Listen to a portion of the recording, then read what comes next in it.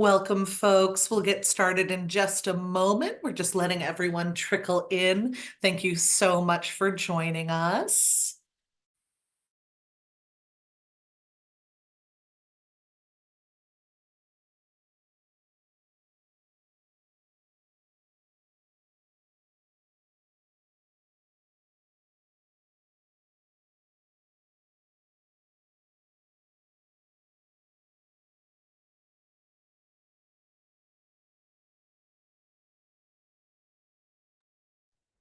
Hello, everyone, and welcome. We are so thrilled to share this incredible presentation with you tonight. Before we get into the details, I just want to ground us with a land acknowledgement. Shelburne Museum is located upon land sacred to the Western Abnaki people. Called Nadakana, or our homeland, this place has long served as an important site of meeting and cultural exchange. We honor and celebrate the Abnaki's rich history as the traditional and ongoing stewards of this land and these waters. We remember that this land is unceded and recognize the enduring injustices rooted in colonialism and systemic oppression faced by Indigenous peoples. With humility and gratitude, we remain committed to sustaining meaningful relationships with Indigenous peoples, to share this land as a place to gather, learn, and thrive. We know many of you are also joining us from this land and land beyond. Thank you for being here with us tonight.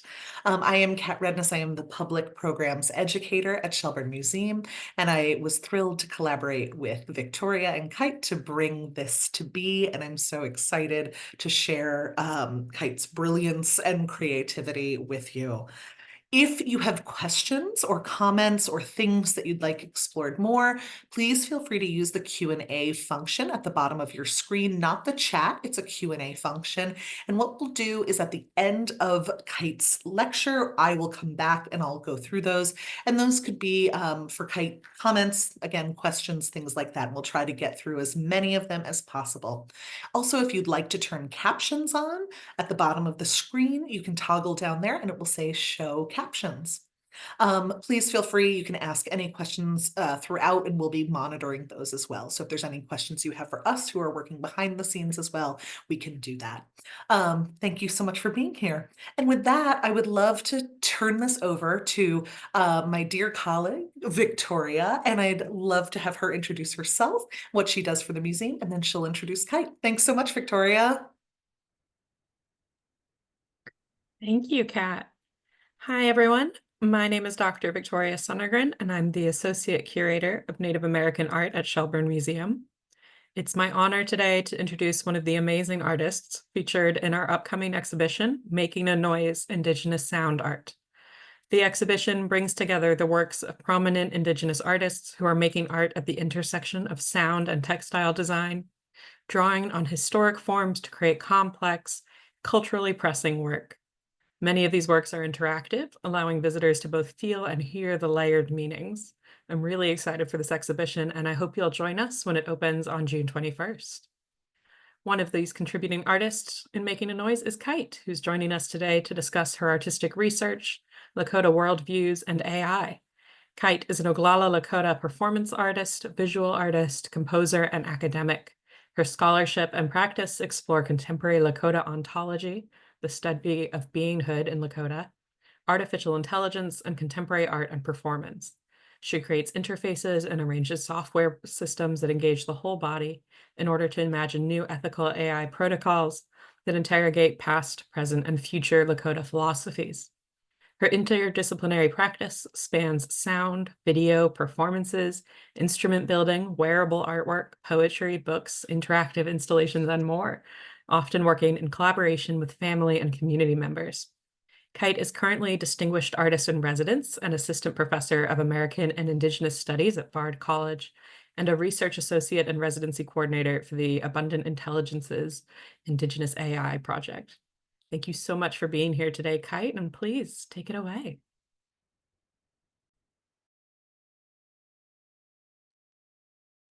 Hello. I can't start my own video, but somebody can start it for me. There we go. Hi. All right. I am going to also introduce myself. Um, I want to begin by framing some of my own questions, which are things to just hold in one's mind while, oh, I moved my, sorry, I'm just going to rearrange my screen so I can see. Okay. While thinking listening to this lecture, the first one is, what is your definition of a dream? What is the biggest dream you have ever had?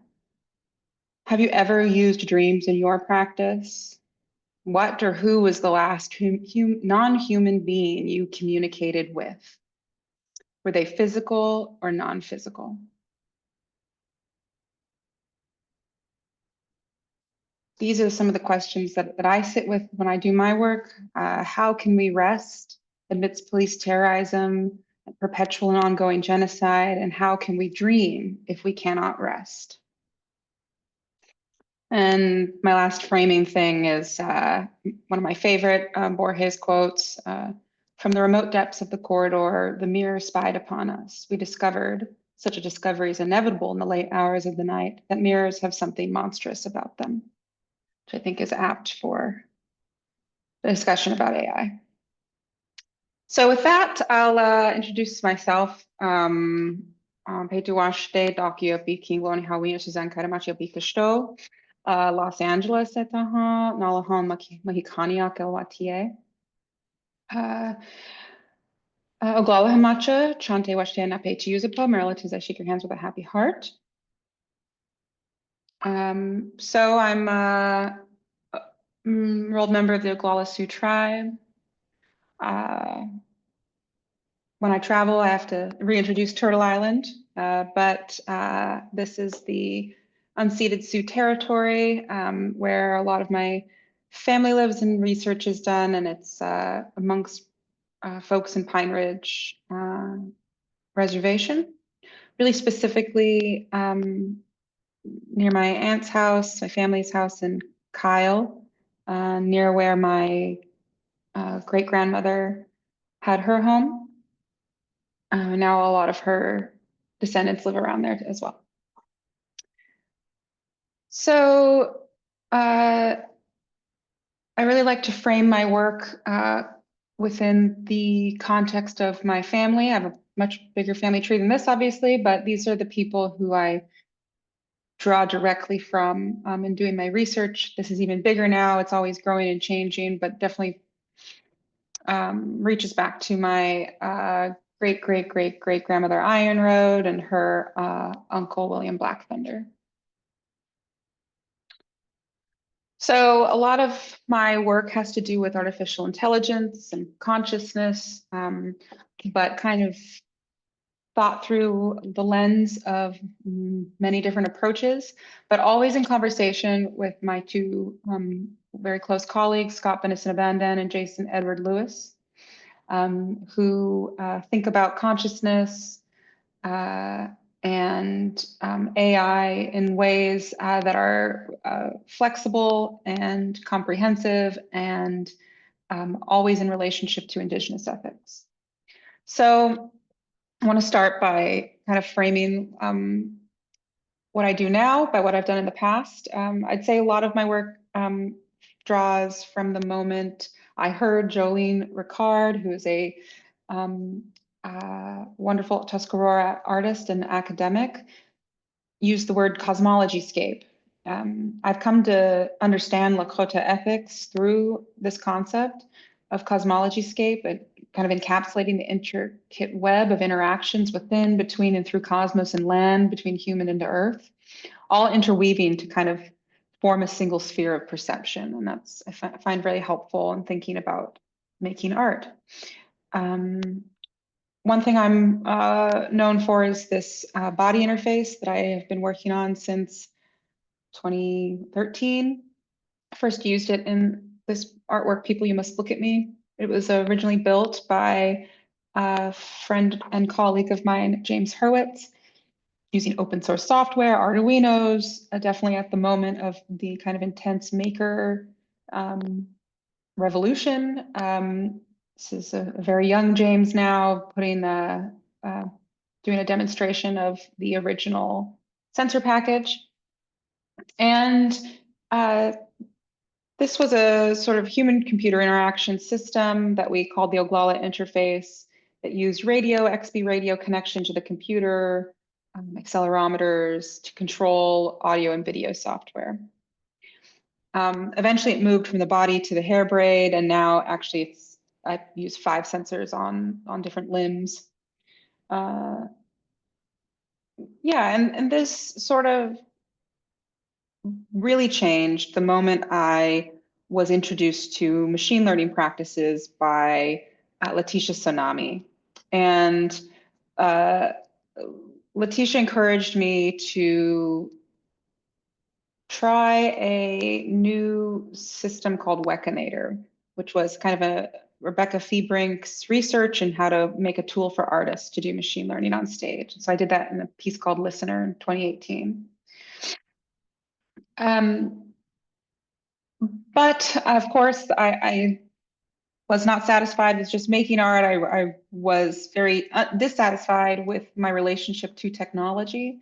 I wanted to explore how Lakota ethics, Lakota processes of doing things could meet with artificial intelligence tools, technologies, computational media in a way that was rich and rewarding to me, and didn't just leave me with dead-end questions like, should I even use technology? Is it even ethical to use it? And while that's still always a floating question, I thought there were some interesting interactions and intricacies that could be reflected on. And a lot of my research since then has to do with non-human ontology, interiority, relationality, animism, and stones, and how those kind of fit in with AI. So one core step for me for this is thinking about how Indigenous ontologies already exist to understand forms of being which are outside of humanity. There are an untold number of approaches to this around the world for different Indigenous communities, all extremely hyper-local to that place. But I knew that I wanted to dig into the Lakota aspect of this. So Dakota philosopher Vindler Jr. Said, respect involves 2 attitudes. One attitude is the self-acceptance. One attitude is the acceptance of self-discipline by humans and their communities to act responsibly towards other forms of life. The other attitude is to seek to establish communications and covenants with other forms of life on a mutually agreeable basis. And to me, this helps me think through the fact that I don't believe it's a question of whether machines or AI deserves to be an entity, rather a question of which ontologies we choose to shape our worlds, and whether those ontologies support an ethics that leads to oppression. And I also, lots of different kind of philosophies pop in and out of the art world as being in fashion at the time, over time. And one of them was object-oriented ontology, which I thought was especially ironic. And Dylan Rainforth had a wonderful essay called How Aborigines Invented the Idea of OOO. And Rainforth said, object mastery and territorial possession are demonstrably part and parcel of the processes of genocide. And so to me, land and location, when reduced to the status of an animate object, incapable of intelligence or even agency, become resources to use and then discard. So no entity can escape under this ontology. In response to this, myself, Jason, Noelani Arista, and Archie Pachowis, the 4 Indigenous scholars, we really hashed out what our different perspectives were on including AI in our circle of relations. And this paper came out of that, and eventually this paper, position paper, came out of that. And that was a big milestone for myself as an academic to be able to help host and help coordinate this workshop that led to this paper, multiple workshops. So I highly recommend that. Yeah, but on the art side of things, this was the first, the first machine learning work that I made was Listener, but the first sculpture is this Telling Rocky on EA by myself and collaborator Devin Ronneberg. And we consider this to be made of song, power, sound, processors, machine learning decisions, handmade circuitry, gold, silver, copper, aluminum, silicon, and fiberglass. It's commissioned by the Bemis Center and the Sensory Entanglement Project. It has, this is actually the view from below. It's a large acrylic dome. And the 2 circuits in there are handmade by Devin. These circuits connect a computer to lights and sensors, which are on these very long hair braids. And it's a kind of an audio sound sculpture. And we made this in conversation, not only with my cousin and collaborator, Corey Stover, who is now the community liaison for my center, but in conversation with my late grandfather, Marfia Najin, who talks about relationships with stones. This was some of the stones that we know.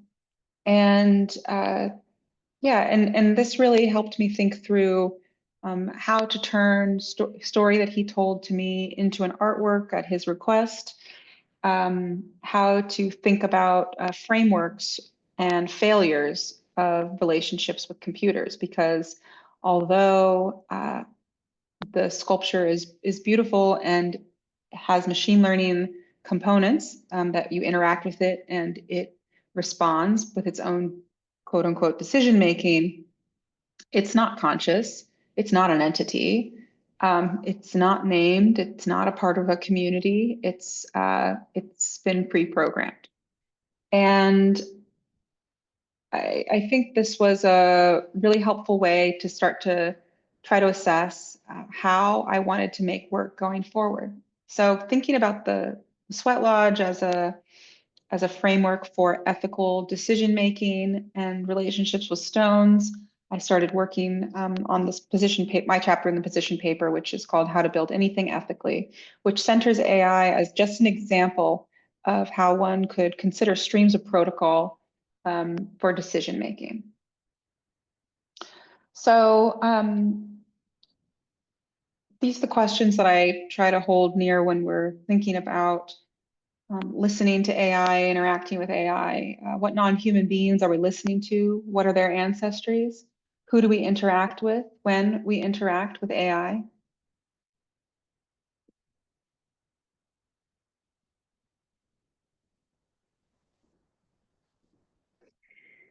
And oh, this is very blurry, but this is an excerpt from from Kate Crawford and Trevor Paglin's Anatomy of AI, and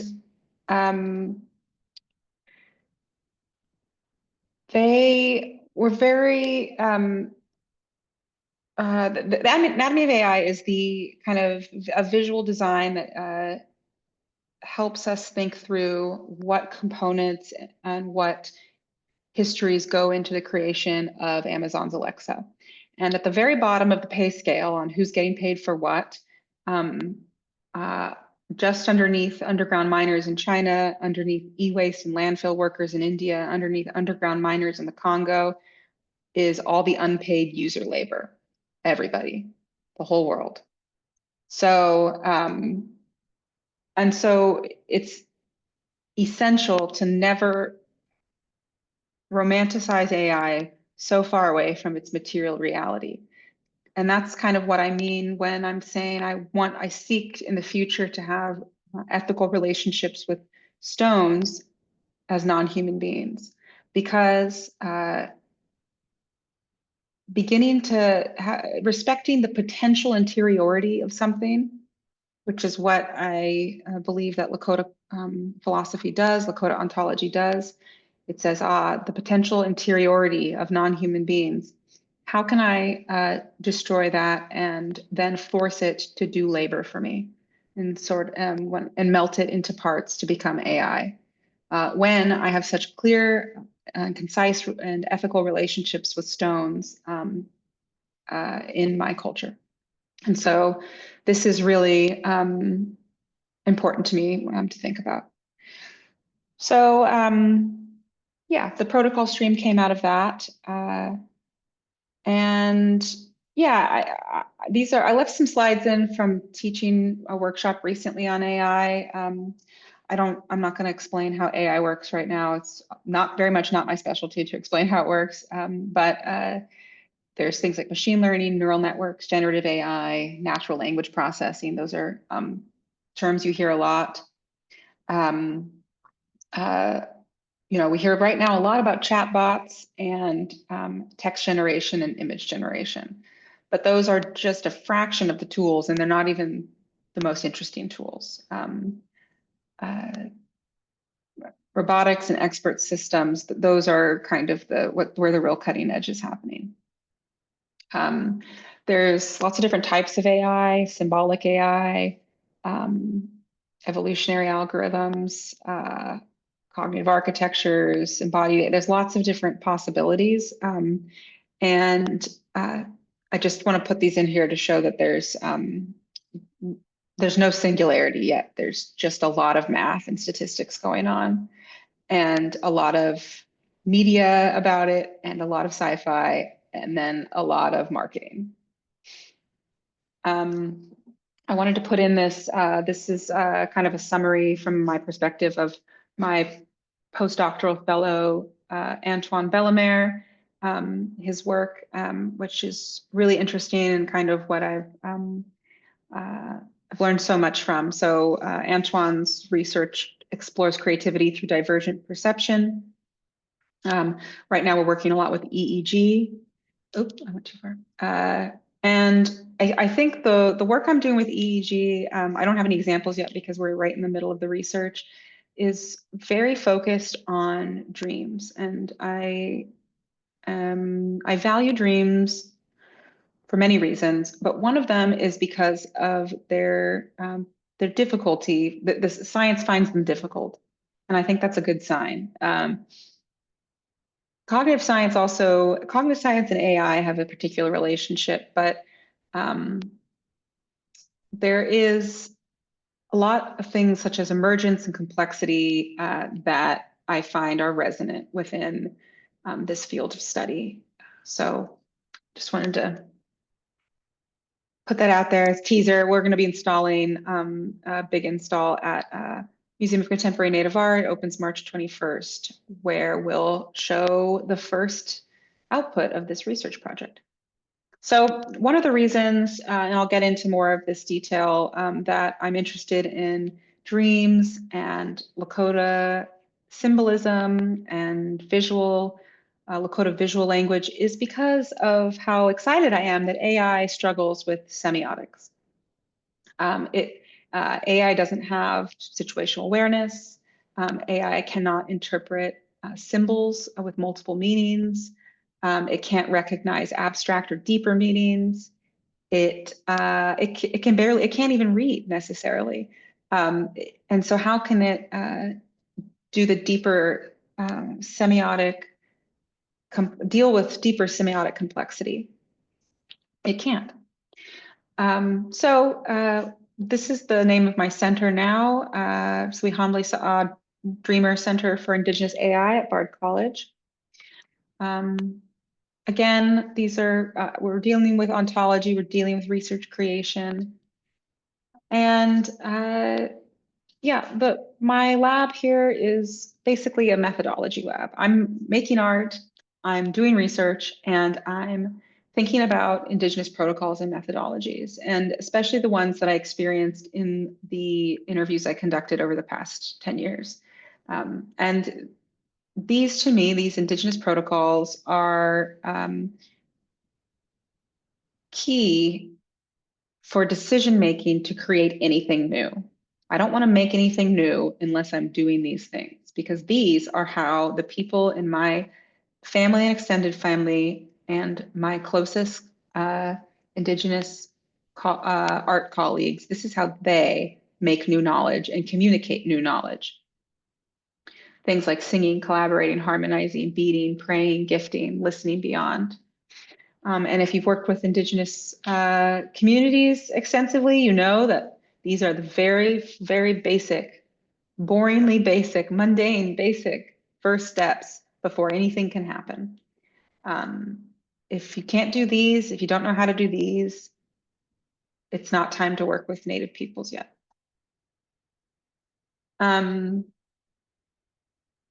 Yeah, I'll skip through some of this stuff because it's, yeah, I'll go to this one, which is more interesting. So this is kind of our research projects right now, lots of art making, building AI tools to collaborate with humans, thinking of tools as collaborators, publishing, and making art.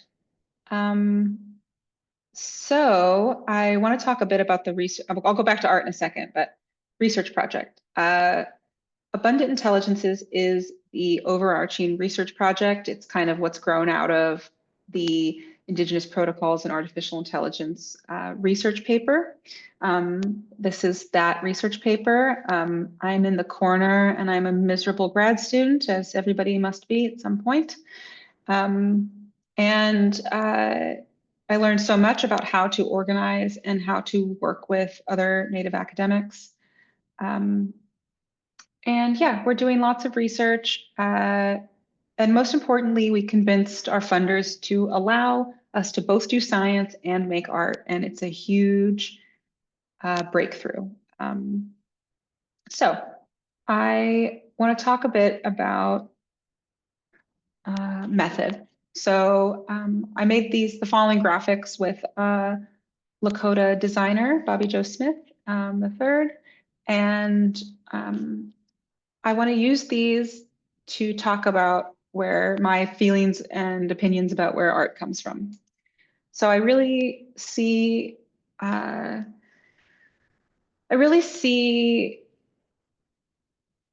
artwork as a collaboration between the seen and unseen, between the earth world and the star, like before the physical and the non-physical. Like the requirements is to have both in order to bring something new into this world.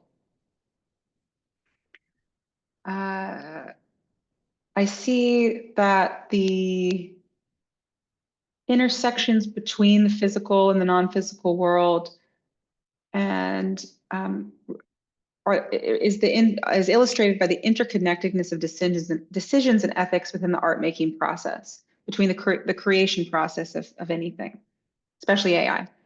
So when I think about the artwork in the center of this diagram, I imagine that both stars on one end and stones on the other collaborate with the human to make an artwork, a computer, a speech, a song, a machine learning system, a painting, a beaded medallion, a quillwork pouch.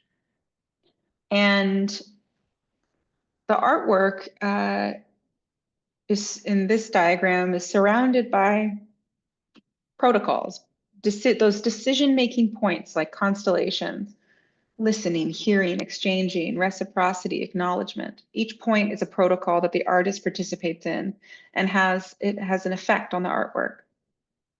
Dreaming is a protocol in particular that can connect both the physical and the spiritual world in a process of creating artwork. My friend, Anishinaabe artist, Scott Benison-Abandan, who I mentioned before, told me once, quote, "I consider dreaming the most important technology we have because it weaves together one day to another, one idea to another." And finally, I really feel that this kind of interactions between protocol and decision-making that surround and encompass and create artworks is the relationship between human and non-human, seen and unseen beings that affect each other infinitely. Every decision having some sort of infinite effect. And the act of making an artwork is so powerful in that way because it requires so many decisions.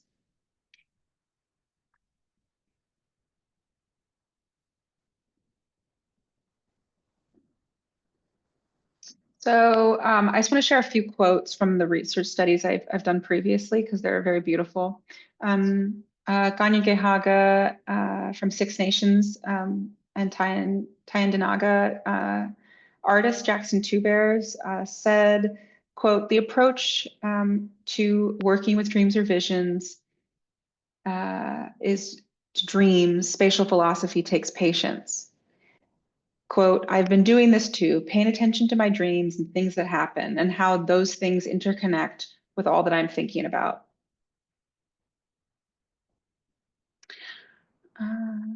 Archer Bachawis told me, "I always get my ideas from the ancestors. They're not my ideas. I'm just the lightning rod or the receptor. These ideas come to me. In a perfect world, I would run outside, I would put down tobacco, I would give thanks. In a practical sense, sometimes I just get too excited about the idea and I forget about protocol. I just start making stuff. But there's always a point in the process where I go, hang on, the forms must be obeyed and the protocols must be observed." So I'm going to play a little clip from a film I made, which was taking dreams that I had and with a film crew trying to recreate the dreams as precisely as possible with as little reinterpretation or change as I could manage. This might be loud, so be careful.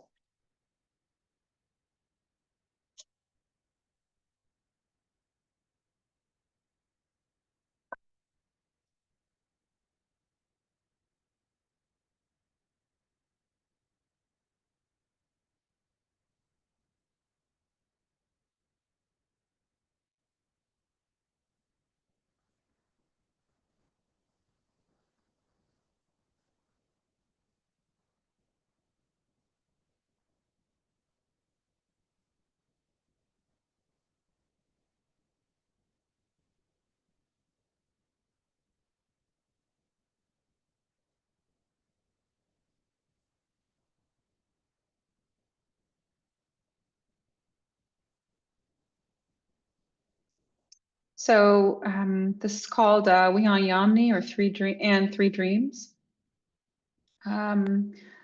Thinking about this, the title refers to Double Woman or Wihan Nupa, who's kind of a supernatural figure that inspires artists through their dreams. So that dream stuff brings me to one of the very important points to me about AI and why I do the work that I do with it, which is what does it mean that guessing the next most likely word for an AI has been solved so quickly? We have quickly come upon the solution for having AI guess the best next word, the best next pixel. Perhaps that is not the marker of intelligence if it's so easy to guess a pixel. My response to that is to think about how I can dig into dreams and design and semiotic systems and electroencephalogram data and method, an indigenous method. So this I call like a dream to design methodology. And like I said, it's rooted in thinking about the importance of dreams to Lakota people. While this says English witches, this is not English witches. This is a depiction of Wiyānupa. This is a depiction of Wiyānupa, a two-sided doll. And this figure is very important and brings me to what I work with most of the time, every day, is the Lakota Shape Kit, which was developed by Sadie Redwing, who's a Lakota designer and scholar in Sadie's graduate work. And so you see some examples of this in archives and in contemporary work. On the bottom right corner, let's see, yeah, you can see a men's style drawing, figurative. He has this figure on a horse. And then you can see women's style or people who do women's style work, two-spirit people, to do this sort of more geometric. But lots of people do this. There's the genderedness is loose. Because I meet lots of men who do this type of work too. I love this depiction. It's got both styles, theorized to be a two-spirit made bag.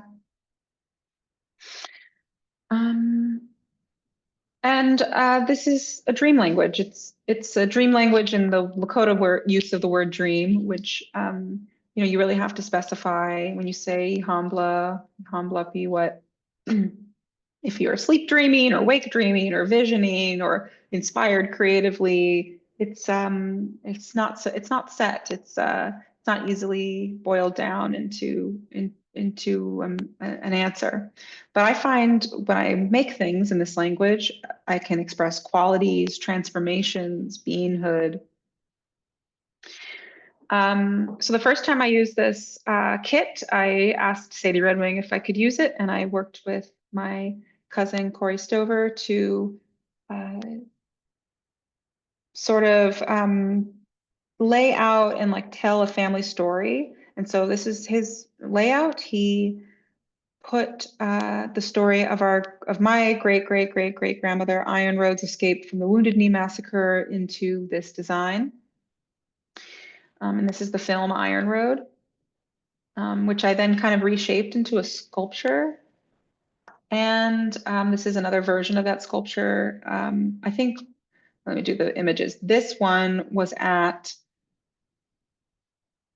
Plug-in Contemporary in Winnipeg, which was the first commissioner. And then this one was at Tin Works in Montana.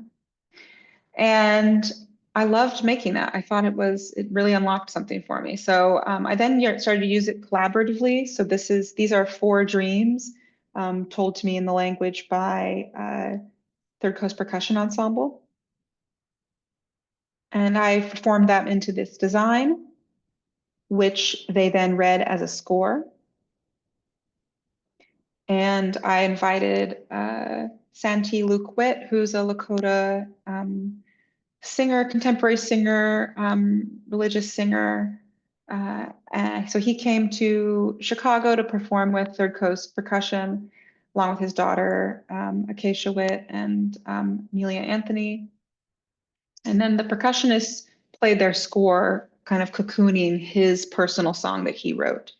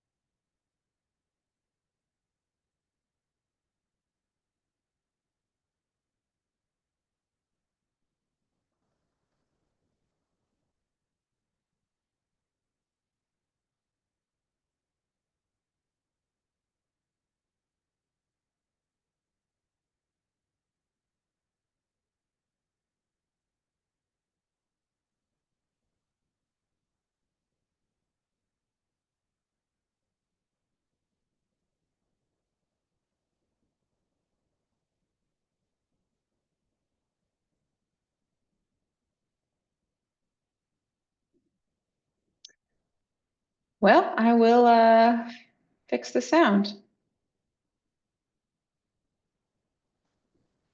1 second. I have to share. I have to also share sound. Zoom background noise. Oh, I remember how to do this. It's amazing being out of practice with, there you go.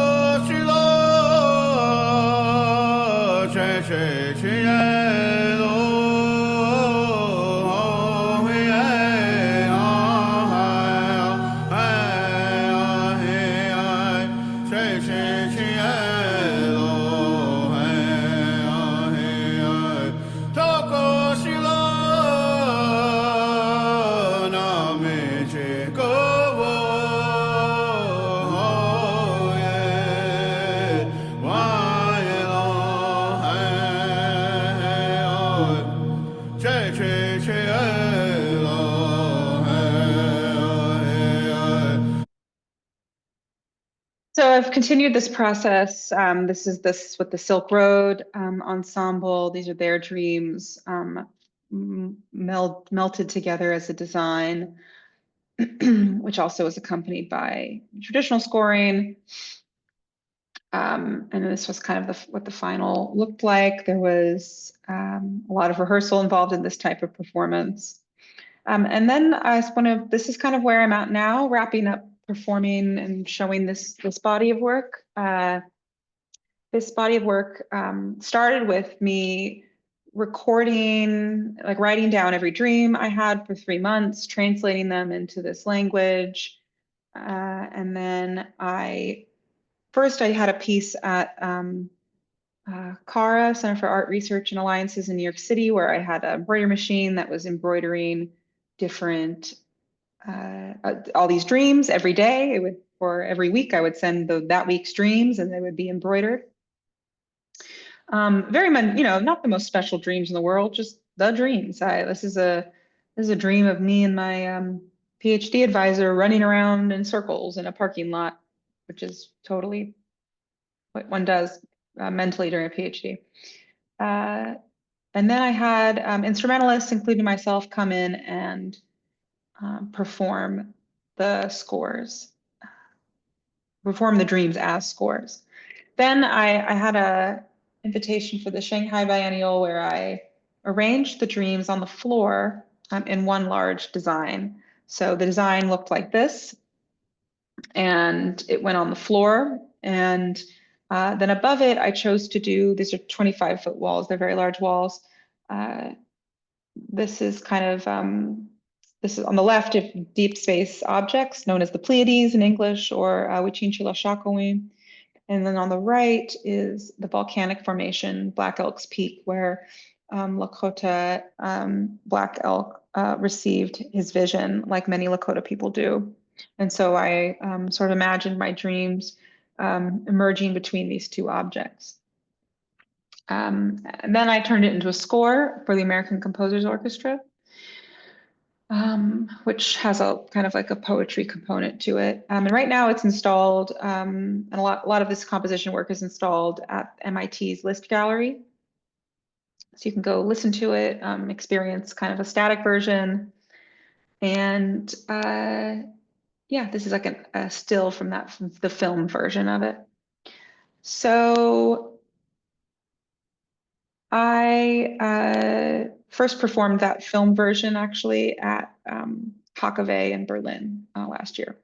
So yeah, I'm really interested in how the hides like interact with stones. These are some other works that are similar to that.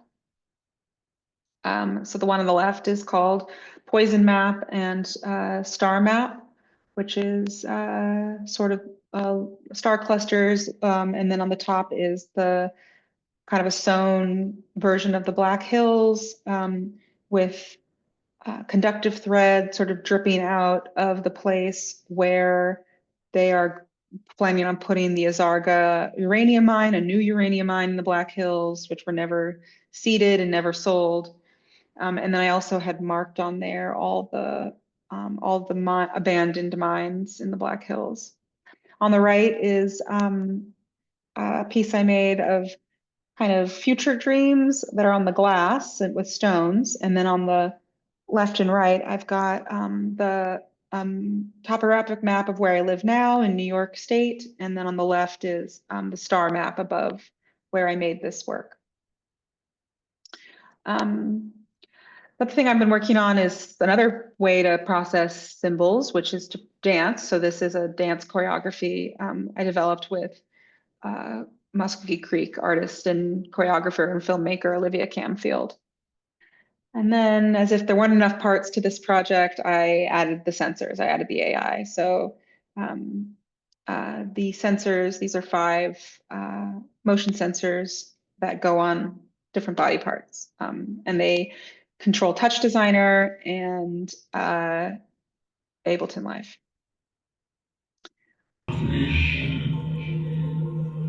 Instead of seeing starlight, I can taste light change.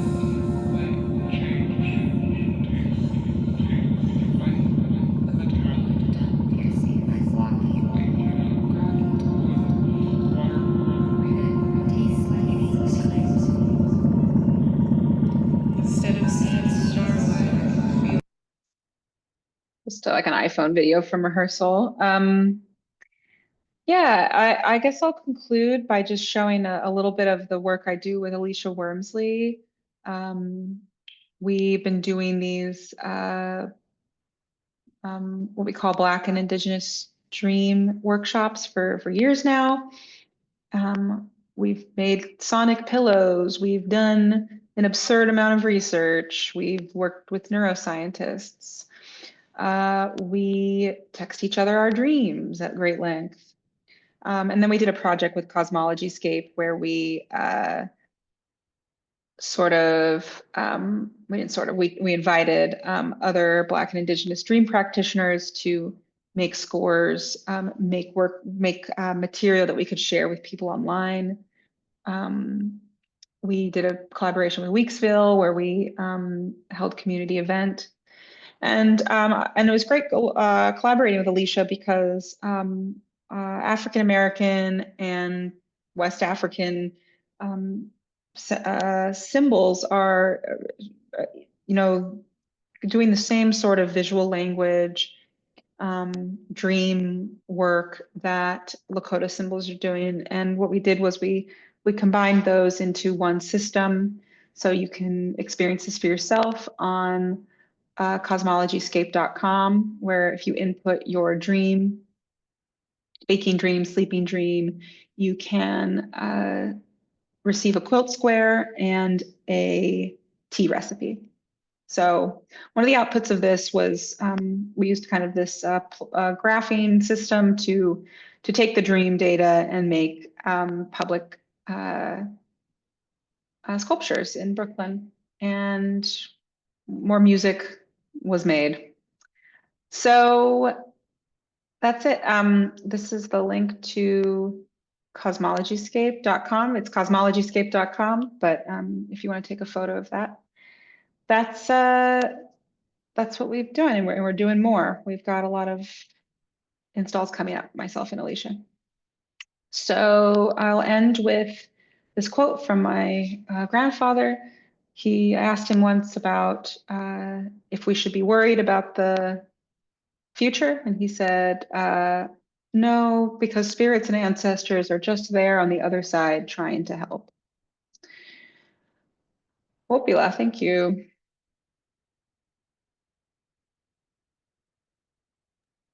Kite, thank you so much for that. I am so fascinated by all of this and want to dig deeper and dig more into this. And folks, amazing. And so I have a couple of questions here. Feel free to ask more. So our first question is, can you say a little bit more about what it's like to think about ethics of non-human relationships when it comes to mining raw materials for AI under conditions that respect neither the miners nor the materials mined? How does that affect the way you engage with AI technologies?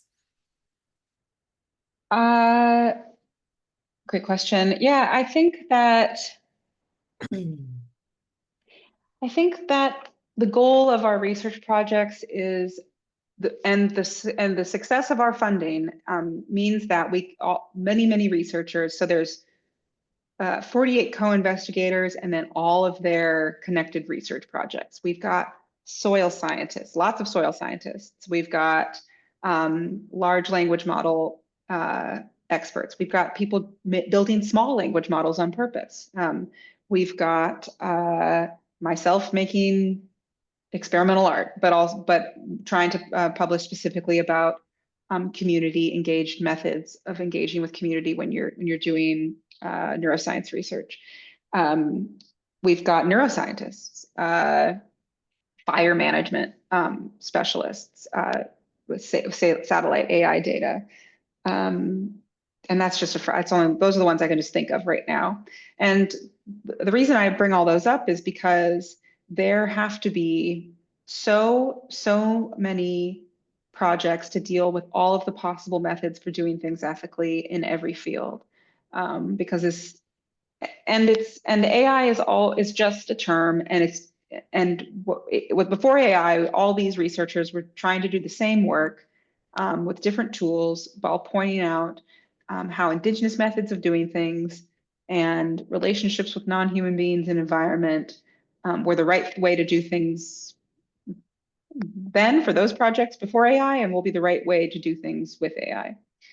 So that's why I am such a method and methodology freak, because I think that is the way, and proving that we'll have better outcomes when doing indigenous methods is my personal goal. So when I think about the conditions of mining and the reality of the materials that are being used for our world, I know that digging into the ethics from every single angle is the way to combat colonialism, and not letting the ethics slide under any circumstance for any when it comes to human beings and non-human beings. So, and like I tell all my students this, because I work with students, and they are very anxious all the time about the world, and same. But I always tell them, they want to, when something big happens, they want to drop out and go to the front lines and protest and drop out of school. And I always tell them that we all have we're all a tributary to a larger river of change, and we all have to flow down the best path possible to meet that larger river, to contribute to that larger body of water. So yeah, I'm absolutely with you on creating change at every single level. Great, thank you so much for that. We have another question about, somebody says, first of all, this is fascinating. We also had somebody, I just want to share, who talked about how beautiful the soundscape that you shared was. This person is really fascinated. If you don't mind telling us a little bit about the specific work that will be here at the museum this summer and fall as well, and how it relates to what you're talking about today. Yeah, maybe Victoria could help me. Yeah, Victoria, feel free to hop on. Yeah, we're sure. I know there's one staged right here, which I won't pick up because it's has sharp edge. But yeah, Victoria, what will you introduce the works, or just why you curated them? Yeah. So I was really excited that you showed Poison Map and the other forgive me, I'm blanking on the name of the other Star Map. Star Map, yes. So Poison Map and Star Map will be in the exhibit, which is really exciting. And we've got From Elsewhere. Do you want to talk a little bit about From Elsewhere? Yeah, From Elsewhere is I long ago I worked in experimental airplane shop, and I made things with carbon fiber. And I became obsessed with carbon fiber, the thick weave of it, and I really wanted to make a sculpture that was the plot of land where my family lives, where my mother's buried, where I will be buried one day. And so that's it's kind of like a blanket that's been frozen over the USGS topographic data. And then the other work we have from you is a stone score. Yeah, I think I'm making a new one. When I remember, but yeah. So I make a lot of new geometric scores, and so what I'll do probably is think about what I'm thinking. Well, I'll probably come up with some dreams that I've had recently or want to have, or probably reflect. I might even be done with this EEG system and use the EEG to help me generate the symbols, which would be exciting. But either way, I will dream some symbols, or the symbols will dream me, and then I'll use those to arrange the stones on the floor into a score that can then be performed. Mm. One of the things I was just curious about, Kite, too, is you talked about you use a lot of your own dreams, and you've shown all the different ways that you're using them to relate to your art. This is more kind of in my, it's less technical, but um do you remember your dreams? Do you, thinking about like how people remember dreaming? You've talked about living dreams, waking dreams, and then dreams. And then also you talked about like the layering of meaning and how to just kind of think about it in the most objective way sometimes. And maybe I'm mishearing, but, just thinking about like the actual occurrences in the dreams versus putting that kind of layer of meaning onto it. And just how does that do that? I know we all, dreaming is such a fascinating concept and how we interact with the world. Yeah, I'd say that sometimes I'm in a dreaming season and the conditions are right and I remember because it's really just a matter of remembering. And sometimes I'm dreaming.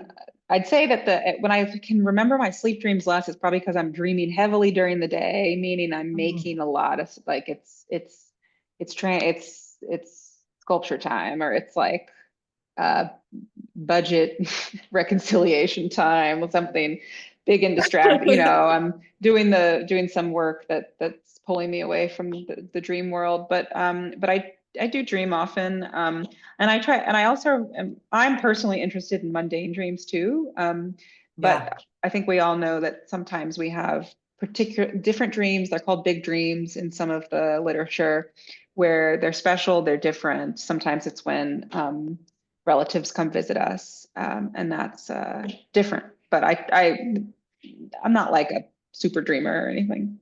And I like too that you talked about finding those dream collaborators, of just having that practice of sharing dreams too, that it's part of that. And so um, we have another question here that I just would love to share, which is, have you run into areas of AI that expose culturally sensitive information? And is there anything that can be done to combat or address the distribution of aspects of culture that are traditionally not exposed outside of Indigenous people? Yeah, I think that's a key. I mean, a lot of our work is happening in tandem with data sovereignty and uh, Indigenous people striving for sovereignty, and then striving for sovereignty for things specifically such as data, uh, will always benefit everybody else, because these are mutual struggles, and data sovereignty is the answer to um, dealing with sensitive information. And so data sovereignty means whether it's analog data or EEG data, is having fully informed consent about what you're participating in and what's going to happen with that data afterwards. And fully informed consent means you can rescind the usage at any time for any reason. And that's true when you're dealing with research subjects in a research study, and that's true for uh, culturally sensitive material. And yeah, that's it. That's what I'd say. Great. We have one last question. And if anybody wants, if you want to put anything in the chat, but this is, I think, a really thoughtful way, kind of builds on what we're doing there, but somebody reflecting more personally. First, they want to thank you for your beautiful work. Your slide on Indigenous protocols and methodologies made them reflect on how a non-Indigenous settler, engages with Indigenous communities. You listed methods such as praying, beating, singing, and composing, practices that are deeply culturally significant. And while this person has worked and lived alongside Indigenous friends and communities, doesn't have the skills themselves, how can they respectfully learn and engage with and support those practices in a meaningful way without appropriating them, to better connect when working with Indigenous communities? Yeah, thanks for your question. Yeah, we this is not necessarily my area of expertise, but I'm very close with the Forge project, who is very good at navigating this sort of thing in the Hudson Valley. And I'd say, from my opinion, from my perspective, um, the answer to all doing anything in the right way, Indigenous people or not Indigenous people, is a super slow service. Constantly asking, how can I unselfishly be of service to my community? And that is, and we experience this in lots of ways within communities, families, like how can I be of service? And that's really how I consider my job. I make my art, but I consider I'm a facilitator. I'm figuring out how to take money from grantors and put it in people's hands, students' hands, Indigenous artists' hands. And a lot of us who work in the arts already feel that way. Like that's kind of the name of the game. But the same thing, that's the true method. What all Indigenous methods boil down to, and ethics, is reciprocity. How do I give more to somebody than I take from them? And it's an ongoing, never-ending, difficult process where we always fail and then always try to figure it out. And if you've got good friends, like I've got people like Alicia Wormsley and like my cousins and my family to like help me out along the way and course correct. And but yeah, the bottom line is everything takes a long time, and the slower and more meaningful and more giving you are in the process and patient, the greater the return will be. And that's what's really gets to me about when people do research projects or art projects with Native people in the wrong way too quickly, and aren't reciprocal and exploitative. It's like, you missed out. It's so sad because you just missed out. And I think that, and that's kind of how I feel. Yeah. Beautiful. Slow service, reciprocity. Amazing. Thank you so much for sharing that. Victoria, do you just want to come on? I just want to give Kite our gratitude for this time, for this learning, for this sharing. Victoria, any last words from you? I think this was so wonderful. I'm so glad our audience got to appreciate this and learn from you today, Kite. And I think we're all looking forward to the exhibition and seeing your works in person. Yeah. Thank you. Thank you so much for being here today, Kite. Thanks so much, Kite. And just for folks who are joining us here, we're so grateful that you shared your space and your time with us. The recording of this will go up on our website if you'd like to revisit any of these beautifully complex pieces of Kite's research. And then you can also look at what other webinars we have coming up. We have several others. And we're just so grateful for all the folks who made this possible, our donors, our members, Victoria, and especially for Kite being here tonight. Kite, thank you for your graciousness, your generosity, and for the way you see the world and helping us see all of that. So major gratitude. Thank you, thank you, thank you. And we're looking forward to seeing everyone during the season so you can interact with Kite's work and this incredible exhibit that's being created right now. Any last thoughts, Kite? Thank you. Thanks, everyone. We're so grateful for you. Have a wonderful night, and we'll see you soon. Bye, everyone.